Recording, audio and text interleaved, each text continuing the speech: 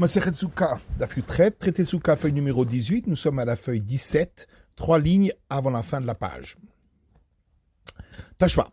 Skachar bin Sarin shel Erez shesh bahen arba, divra kol pesula. Viens, écoute, une braïta qui dit, si on a couvert la Souka avec des planches en bois de cèdre qui ont 4 largeurs du point de largeur, d'après tout le monde, c'est pas valable. En bahen arba. S'il n'y a pas 4 largeurs du point de largeur, Rabbi Meir possède. D'après Rabbi Meir, c'est pas valable. Mais Rabbi Yehuda marchir, et d'après Rabbi Yehuda, c'est valable. Modé Rabbi Meir. Et Rabbi Meir est d'accord. Chez Imiesh ben Nesser, les Nesser qui blond Nesser, si entre chaque planche, il y a un espace qui a la même largeur que les planches, j'ai menir Psal Benehem ou Kshera, qu'il posera du chaume valable pour couvrir la souka, à cet endroit, et ce sera valable. Alors on comprend d'après celui qui dit que ce soit dans le cas où la couverture qui n'est pas valable pour la souka, qu'elle soit sur le côté ou qu'elle soit au milieu, elle invalide la souka si elle a une largeur de 4 coudées. C'est pourquoi ici, étant donné que la largeur des planches est de moins que 4 coudées, la souka est valable. Et là, les mandemar be'emtsa be'arba'a amaik shera. Par contre, après celui qui dit que si c'est au milieu de la souka, ça invalide même sur une largeur de 4 largeur du point. Alors, pourquoi ici c'est valable? Amaravuna b'red Rabbi Shua acha be'souka de la via la shmone metzum tsamot askinan.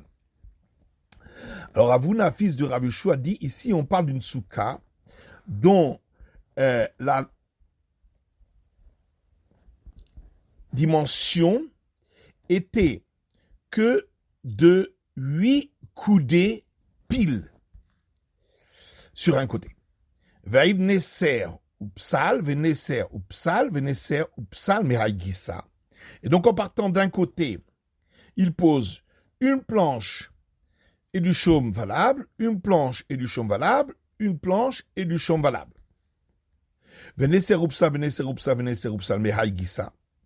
En commençant par l'autre côté, également une planche et du chaume valable, une planche et du chaume valable, une planche et du chaume valable. Et donc on a 2 fois du chaume valable au milieu. Donc 2 chaumes valables au milieu, qui ont chacun une largeur de 4 largeurs du point. En tout, ça fait 8 largeurs du point. Et donc, au milieu, on a les dimensions valables pour une souka. Et même si même s'il y a des planches qui font 4 largeurs du point, de toute façon, en tout, ça ne fait pas les 4 coudées depuis les murs du côté. Et donc, on peut appliquer la règle du mur qui est courbé. Amar Abaye avir shlosha besouka gdola ou mir'ato. Abaye dit si dans une grande souka, il y avait à un endroit un espace vide de 3 largeurs du point et il a diminué cette largeur, ben bekanim, ben beshipudim, que ce soit avec des roseaux, donc qui est valable pour couvrir la souka, ou que ce soit avec des barres de fer qui ne sont pas valables donc pour couvrir la souka, ave mirout, c'est considéré comme le fait qu'il aurait diminué cet espace, et donc il y a moins de 3 largeurs du point, donc suivant la règle du lavou, on considère que cet espace a disparu. Mais souka ktana, mais si c'est dans une petite souka qui fait pile les dimensions minimales de cette largeur du point, et donc, sur 3 largeurs du point, il y a un espace vide. Bekanim avait mirout. Si il l'a diminué avec des roseaux, ça s'appelle une diminution. Beshipudim lo avait mirout. Mais s'il l'a diminué avec des barres de fer qui ne sont pas valables pour couvrir la souka, ce n'est pas une diminution. Vanemile minatsad. Là, on parle uniquement quand c'était sur le côté.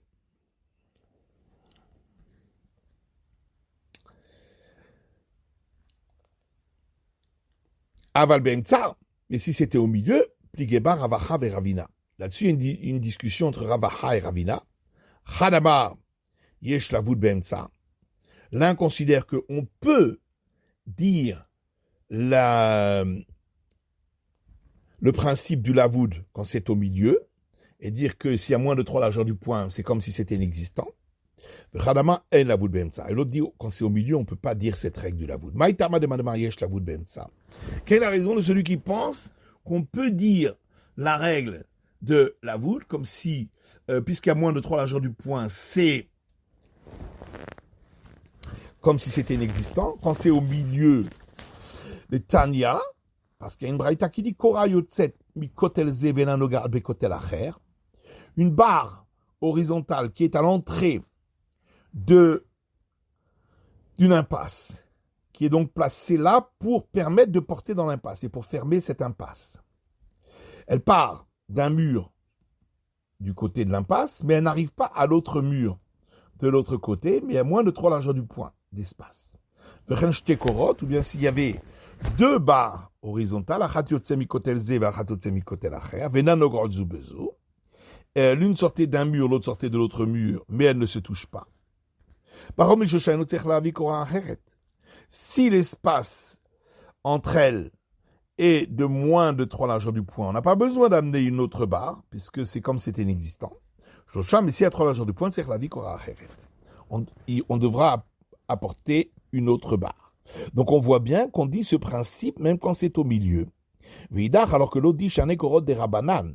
Là-bas c'est différent parce que l'obligation de mettre les barres horizontales à l'entrée de l'impasse, ce n'est qu'une obligation d'ordre rabbinique, alors qu'ici c'est une obligation de la Torah, c'est pourquoi on est plus sévère. Maïtama de Bandama en lavud be'emtsa. Quelle est la raison de celui qui dit qu'on n'applique pas ce principe de considérer que s'il y a moins de 3 largeurs du point, c'est comme si c'était inexistant quand c'est au milieu? Dites-nous, parce qu'il y a une histoire qui dit à Rouba chez Bebaït, s'il y a une lucarne sur le toit d'une maison, ou Bopoter Tefar, qui a une largeur d'une largeur du point, Touba Bebaït Kulotame. Si, en bas dans la maison, il y avait une impureté d'un mort, tout ce qui est dans la maison est impur, sauf ce qui est sous la lucarne, parce qu'il n'est pas sous ce toit, et donc il restera pur. Touma keneged aruba, si l'impureté était pile en dessous de la lucarne, kolabaïd kolotahor, tout ce qui est dans la maison est permis parce que ce n'est pas sous un toit.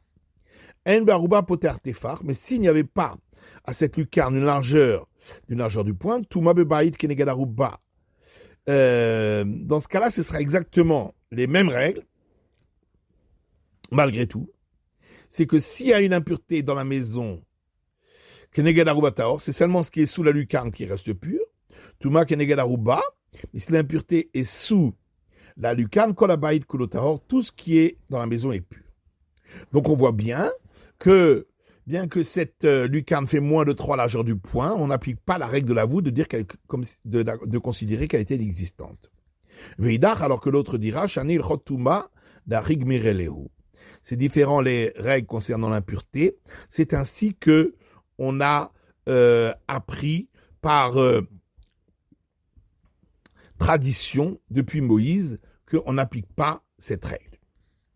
Darash Rabuda Ber Ilaï, Rabuda fils d'Ilaï a enseigné Baït Shenifrat, une maison dont le toit s'est ouvert au milieu, au centre, un toit plat, le Siker al-Gabav, et on a mis du chaume sur cette ouverture, Kshera, c'est valable pour la soukha. Amar lefanav Rabbi Shmuel Rabbi Yossé.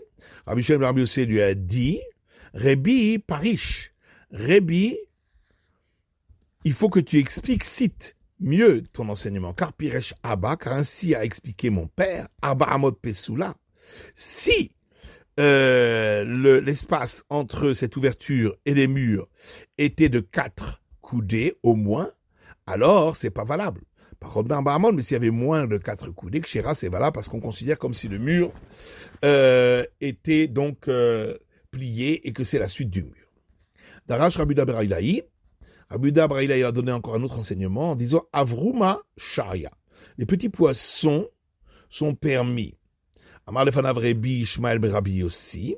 Alors Rabbi Shmuel Rabbi Yossi lui a dit devant lui, Rebi Parish, maître, explicite mieux ce que tu as dit, car Hamaraba, car ainsi a dit mon père, Shel Makom Ploni Asura, si c'est de tel endroit, c'est interdit parce que c'est un endroit où il y a des petits vers dans les poissons, et quand le poisson est tellement petit, on ne les voit pas. Shel Makom Ploni Muteret. Mais si c'est d'un autre endroit, mais si c'est d'un tel endroit, c'est permis parce que là-bas, il n'y a pas des vers dans les poissons. Qui a d'Amar Abaye, comme a dit Abaye, Aïtsahanta de Bab Nahara, ces petits poissons qui viennent du fleuve appelé Bave, Sharia sont permis. Maïta, Michael a raison. Il est Mamishum de Redif et Maya. Si c'est parce que il y a un fort courant d'eau, et si c'était du poisson non cachère, étant donné qu'il n'a pas d'arête centrale, l'omatsikaim n'aurait pas pu subsister à un tel courant. Voilà que nous voyons qu'ils peuvent subsister à un courant pareil. Et là, Mishum de Melichemaya. En vérité, c'est parce que les eaux de ce fleuve sont salées. Les poissons cachés à Kevandelait, les kilpé, étant donné qu'il n'a pas d'écailles, l'omatsikai, il ne peut pas subsister dans des eaux salées. Pourtant, on voit bien qu'il subsiste. Et là, Mishum de l'omarbetine daktame. En vérité, la raison, c'est parce que la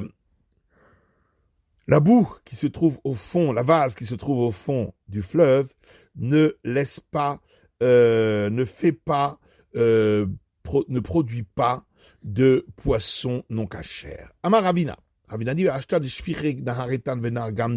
maintenant que le fleuve Etan et le fleuve Gamda s'écoulent dans ce fleuve-là, Bave, Asira, eh bien, ces poissons sont interdits parce que dans ces fleuves-là, il y a du poisson non cachère. Il y a un enseignement qui dit, si on a placé du chaume au-dessus d'une ouverture qui se trouve dans une cour qui est entourée de tous les côtés d'un préau, et au bout du préau, il y a des colonnes, à ce moment-là, cette souka est permise, parce qu'on considère que si entre les colonnes il y a moins de 3 largeurs du poing, c'est comme si c'était donc inexistant, c'est comme s'il y avait un mur de chaque côté. Chez la petsimine, mais s'il n'y a pas de colonne, au bout des préaux, Abaya Marchera. Abaya dit c'est quand même valable, même si le préau fait plus de 4 coudées de large, Rava Mapsula. Et Rava dit non, c'est pas valable. Abaya Marchera. Abaya dit c'est valable, en brinant Pitikra Yored Vesotem, parce qu'on considère que la tranche de ce préau, au bout, c'est comme si elle descendait vers le bas et formait un mur qui fermait. Rava Mapsula, Rava dit c'est pas valable, on ne dit pas que la tranche du toit, on fait comme si elle descendait et formait un mur. Amale Rava le Abaye, Rava dit Abaye le didar d'après toi qui dit que la tranche du toit, on fait comme si elle descend et forme un mur qui ferme l'espace. Dans ce cas-là, même si le mur du milieu de la soukha, c'est-à-dire celui du fond, entre les deux murs de côté, serait tombé, on devrait dire que malgré tout, c'est valable parce que la tranche du chaume qui couvre la soukha, on fait comme s'il descendait jusqu'en bas. Alors il a dit non, je suis d'accord avec toi dans ce cas-là. Parce que la soukha, puisqu'elle n'a que 2 murs sur les côtés, donc elle est considérée comme une ruelle ouverte de part en part. Elle est un endroit de passage et donc dans ce cas-là, on ne considère pas que virtuellement on crée un mur au milieu. Les Abaye et Rava biplukta des Rav Shmuel Kamiflige. Est-ce qu'on va dire qu'Abaye et Rava qui discutent ici, en vérité c'est la même discussion que celle de Rav et Shmuel ailleurs, d'Eitmar, parce qu'il y a un enseignement qui dit Sadra Bevikara, si on a un préau dans la campagne, donc il n'y a pas de mur autour, c'est juste un abri, Rav Amamutar letaltel bekulo. Rav dit on a le droit de porter dans la totalité de l'espace qui est sous ce préau. le Shabbat. Parce qu'on considère que la tranche du toit descend et ferme l'ouverture comme un mur. Et Shmuel dit que on n'a pas le droit de transporter dans cet espace en dessous, si ce n'est jusqu'à 4 coudées, où qui est permis de porter le Shabbat. De l'Amrida, un petit kra yured vesoten, car on ne dit pas que la tranche du toit, on fait comme si elle descendait et fermait un mur pour fermer cet espace. Donc, est-ce qu'on va dire que c'est donc exactement la même discussion que celle de Rav et Shmuel? C'est la fin de l'étude de Daf Yutret de la feuille numéro 18.